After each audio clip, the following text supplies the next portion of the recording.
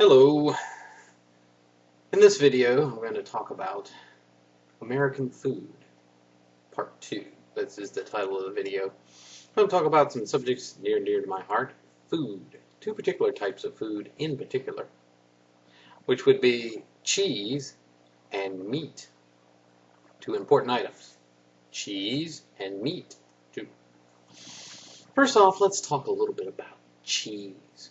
And more specifically, American cheeses. You know, there's a lot of great cheese that comes from all over the world. I'm a cheese lover. I know a lot of you out there on YouTube are cheese lovers. And by the way, I dedicate this section of the video to Spricket24 because I know from reading her things that she is a mega cheese lover, so hopefully she'll enjoy this video. Cheese. American cheeses. Okay. Well, first of all, what a lot of people may not know is that there are some types of cheese that were actually invented and they came up with here in America. Yes, I know we're not, America isn't famous for its cheese like some other countries are, but we still got some good cheese. Now, here's some interesting statistics about cheese in general that I found out. First of all, the United States is the largest producer of cheese. We produce over 4.3 million tons, 4.3 million tons of cheese every year. That's a whole lot of cheese. Now, of course, we're a big country, so I guess, and we have really big factories, so we produce a lot of cheese. We are not the biggest cheese exporter, so I guess all that cheese, a lot of it stays here in the U.S. and we just eat it, I guess.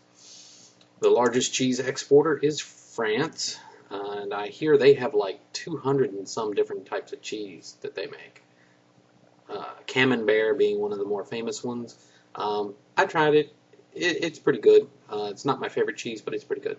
But they export more cheese than any other country. Now, of course, when it comes to eating cheese, no one can beat Greece. Supposedly, Greece is the largest consumer of cheese in the world, and of course most of that's feta, which is their own locally produced cheese, which actually I think is pretty good myself.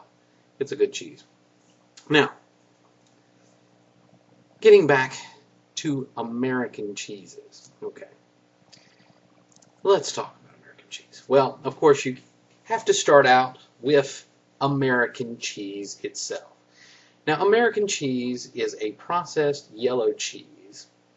It's sort of a combination between cheddar and Colby. Now, of course, cheddar is an English cheese. And they mix together and they process it. And normally here in America, you can buy American cheese either in individually wrapped slices, which is probably the most common way it's sold, or you can get it like deli style, which is like it's sliced, but it's not individually wrapped. I prefer that. It's usually a little bit higher quality. And then, of course, you can actually get it in a block, although I don't know many people that buy the block of American cheese. They cut it themselves. It's usually yellow, although it can be more white or more orange, depending upon the brand and the company that makes it. Kraft is one of my favorites. It's one of the major producers here of cheese and a lot of other foods, including like Vegemite. So anyway, you have American cheese. Another famous cheese is Colby. Colby is a cheese that was invented here in America, I believe out in Wisconsin.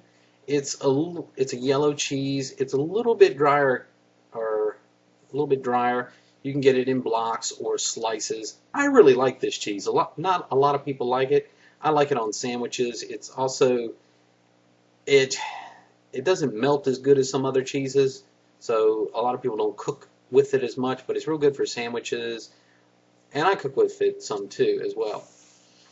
Then there is, of course, Monterey Jack, which is a white cheese that was invented here in America, actually out in Monterey, California, I believe at a monastery out there.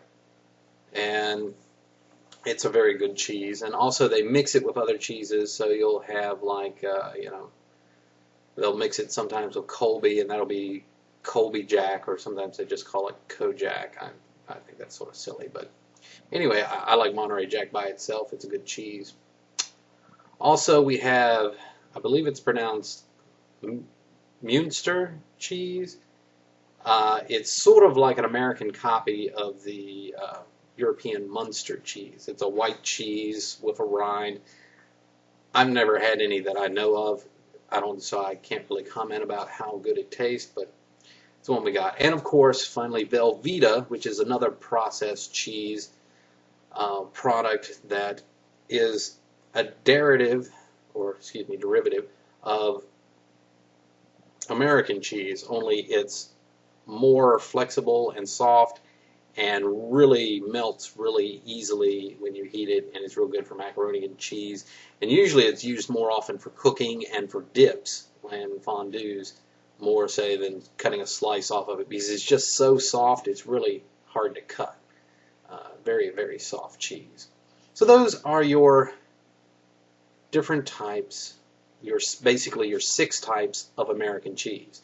Now, of course, we do have some American versions of other types of cheese, you know, like Longhorn cheddar or Vermont cheddar, but you see, cheddar's a English cheese, and even though these are American versions of it, I don't really consider that a separate type of cheese. So the 6 that I mentioned are our American cheeses. Let me give them again. American cheese, Colby cheese, Münster, Monterey Jack, Velveeta. Oh, and I forgot one, and probably one of my favorites of all, cream cheese, which was, of course, invented in Philadelphia, one of the Kraft's major brand, Philadelphia cream cheese. I hear they even, overseas, they call it Philadelphia cheese in some places.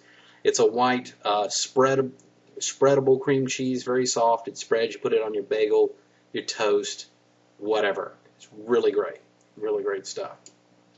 And, okay, so that's all 6 of the American cheeses. Hope you enjoy that. I really love it. The other 2 things I wanted to talk about. Meat.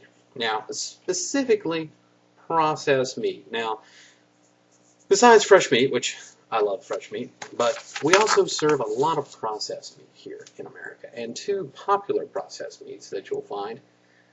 One of them is Vienna sausages. Now, first of all, let me just say straight up, it ain't from Vienna.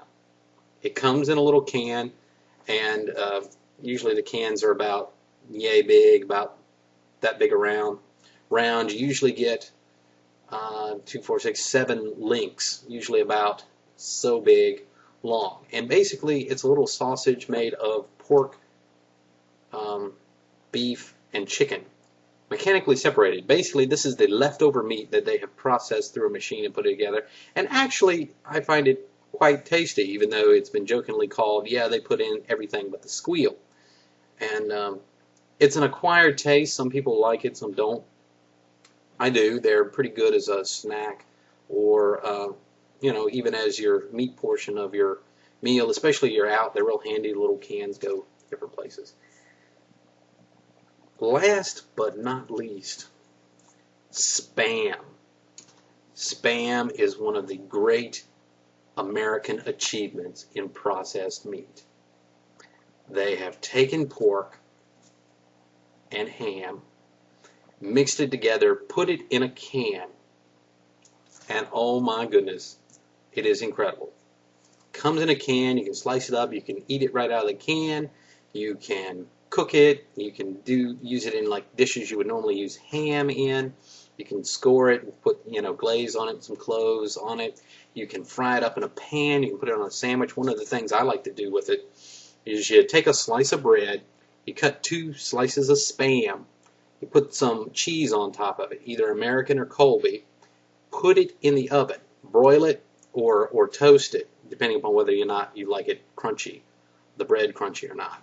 Oh, it's great. Now, my mother also will throw some tomatoes on there as well, but I'm not really big on tomatoes, but that's a really great use of Spam. So, just to review, Spam, Vienna sausages, 2 great processed meats. Well, that's all I've got for you today. So remember, your cheese and your meat, right here, brought to you by America.